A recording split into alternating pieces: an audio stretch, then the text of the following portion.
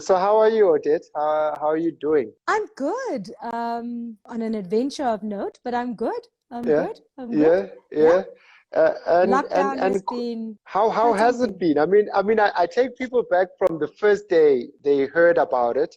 I think it was in phases. We heard about it, we heard it's coming here, and then all of a sudden it hit all of us. So how's that progression Um, been? I mean, I've always worried because we're quite a big family, and I was worried yeah, about us. Um, and I've always said we don't use all of the space in our home, and I said it's a yeah, waste of time. And, Earl and I have always spoken about downgrading. But yeah. during the lockdown, I must admit, I've been enormously grateful for the days when we didn't see each other for the duration. They've been really spoiled. I'm a Yeah. baker, so I've been baking regularly. And they've been thoroughly enjoying the fact that they get baked goods during the week, not just on Wow. a Sunday. Yes. And yeah, it's been quite an experience. We've been bonding as a family. Yeah. Nobody's dead. I've not required bail money just yet. So we're good. And you know what interests me a lot, and obviously being in the field, is Hmm. consumer behavior. I was speaking to a friend that owns a restaurant, and Hmm. he was kind of saying, even if it's lockdown level one, the consumer has changed. What would you say to that? I mean, how is the post-COVID consumer different to the pre-COVID consumer? I think the post-COVID consumer is a little bit more vigilant in terms of their what they buy and brand Yeah. loyalty. I think pre-COVID, remember, we were still in an economic recession. So consumers were buying. It's a myth that consumers stopped buying. It's Yeah. the what they bought and the how they bought in terms of their behavior, as you so accurately said. I think consumers are a lot more cautious about quality, quantity, and price. Yeah. Value for money. So brands can't at this stage of the game afford to be absent, because out of sight will mean out of mind. And Mm, what happens in the mind of a consumer is, if they don't see the brand for a long time, for example, in the media, and they see mm, it on the shelf, it creates a bit of doubt, you know. So this is not the time for brands to stop advertising, because consumers are now extra sensitive when they mm, purchase. And the sensitivity is not just price related. It's about quality, in perceived quality, and mm. quality perceptions come from how the brand communicates to the consumer.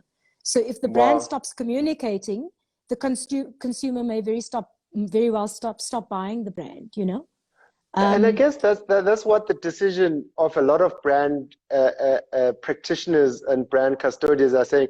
Should I cut my budget? Is this now the time to pull back? And your advice is you actually should not pull back and you not cut your advertising budgets at all. Absolutely not. I mean, there are Yeah, a gazillion case studies, the most famous of which is Procter and Gamble after World War II, yeah, where all the soldiers returned back from the war had ended, so there was a massive unemployment crisis. The radio box, or the wireless, yeah, was used to communicate what was happening during the war, so this thing seemed obsolete, right? Procter and Gamble, however, saw an opportunity to reach a captive audience. And they yeah, started telling stories over the radio, because they knew that that was the time, radio time was when families huddled around the radio and they had a captive audience and their yeah. attention. They then started sponsoring these stories with Ma Perkins soap. This is where the coin phrase soap opera comes from. Okay. And what they essentially did is they established radio as a means to communicate to the consumer, as a whole new medium, because at that Wow. stage of the game, advertising was done through print, through the press, or through Mm, posters. And they created a whole new industry, which created jobs, and it changed the landscape as we know it. I see this as another one of those opportunities. If you look to the Great Depression, companies such mm. as Walt Disney and Hewlett Packard all started, they became startups, or they were startups during the Great Depression. And these Wow. are brands as we know it. what came out of these case studies is that consumers have an affinity and a loyalty to brands that are with them through thick and thin. So psychologically, if the consumer sees the brand through tough times, there is almost an affinity and a loyalty to those brands because it's the brand that stays with them, the brand that's seen the test of time, the brand that has a history. If brands suddenly go off air, consumers start questioning whether or not that brand is authentic. If that brand will stand the test of time. There are so many case study textbooks that should tell marketers, if anything, this is the time to spend. This is the time to be present. This is the time to capture the market. And if anything, this is the time to buy market share. Be greedy when your competitors are quiet, right? It's so inexpensive.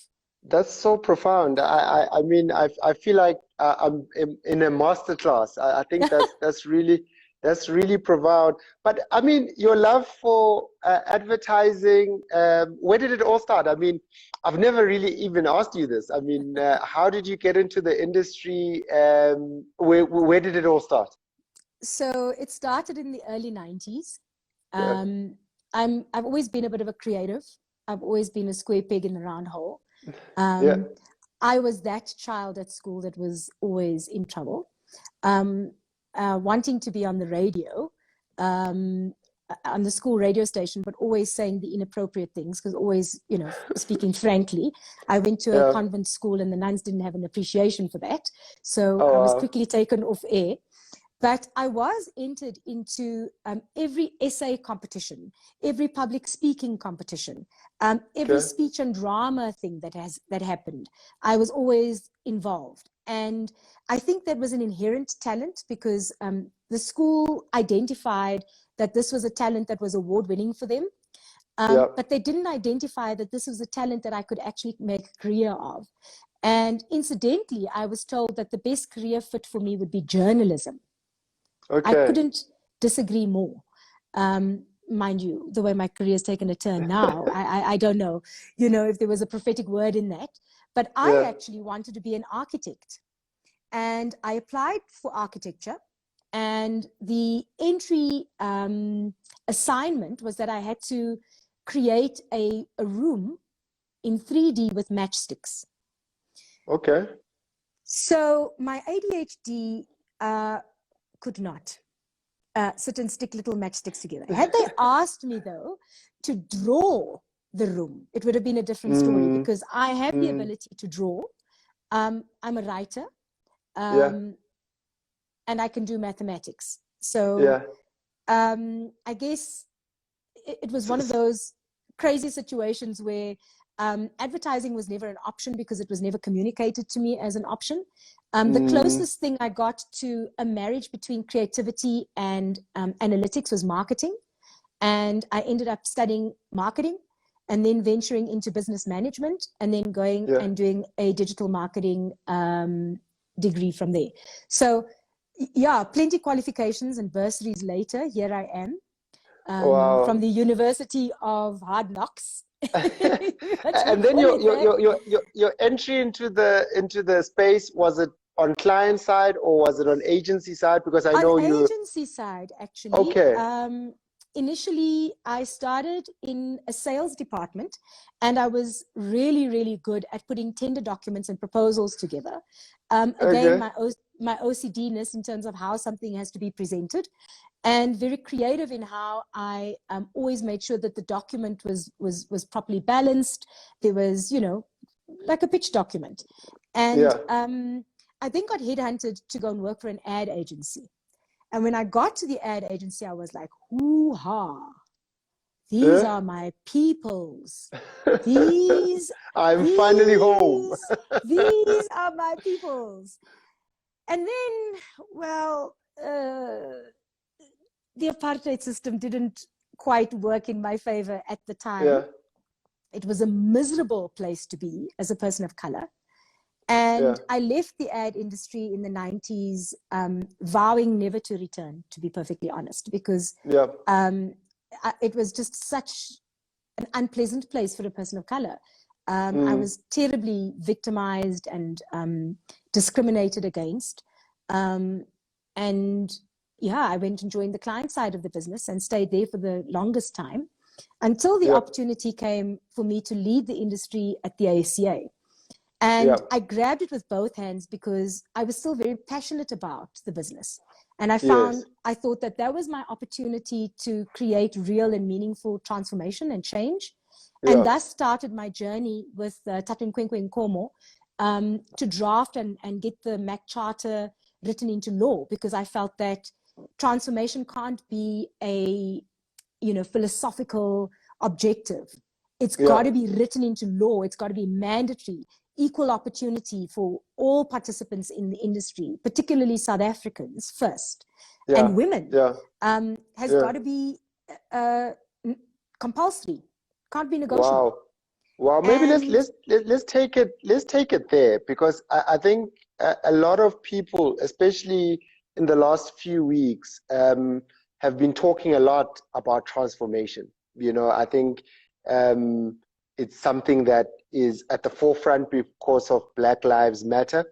In your own definition, what is transformation? Hey, Batu. Transformation. I'm so saddened by some of what I see on social media under the hashtag Black Careers Matter. And, Black Lives Matter is always going to be a thing until we understand that. I used the analogy the other day between Black Lives Matter and All Lives Matter, saying that if my house is burning, okay, and I'm saying, hey, my house is on fire, my house needs to be saved, and you come to me and say, my house is also gorgeous, my house also matters, I'll turn around and say to you, yeah, but your house is not on fire right now, okay, mine is. Call the fire brigade. I need the help right now because my house is burning. And that's the difference between Black Lives Matter and All Lives Matter. That's the first thing. Of course, all houses matter, but not all houses are on fire right now. So when we start talking about careers and we start seeing Black careers matter, well, what does that say? It says that the guys are burning where they are.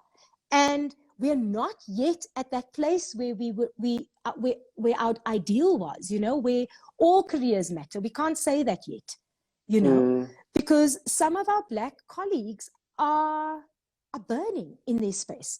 I've seen stories on social media where people came out and spoke about their experiences, and I thought, my God, I left the industry in the early 90s for the same reasons that I'm prepared to leave the industry in 2020. And that says a lot, because as much as I dedicated almost 14 years of my career to transformation and to drafting the charter and lobbying in Parliament to have it written into law, it's not working as I had intended. The golden thread in that charter was go and find a kid of color who doesn't have a hope in hell of affording a tertiary education, or who's that creative that nobody understands and doesn't know what to study. Give that person a bursary. You get bonus points. I remember the minister saying to me at the time, there are too many bonus points in this charter. I was like, you don't understand my story. My story is give that kid a bursary, right? You get bonus points. From there, give the child an internship, the young person an internship. You get bonus points there. Once the person becomes a permanent employee, you'll see there are 10 bonus points there. And then you've got to skills develop that individual to take them all the way up to management control, because the intention for ownership in the charter was always that the people working in the business should own a chunk of the business. Wow. That would avoid the churn that we see in the industry. That would keep people vested in the industry.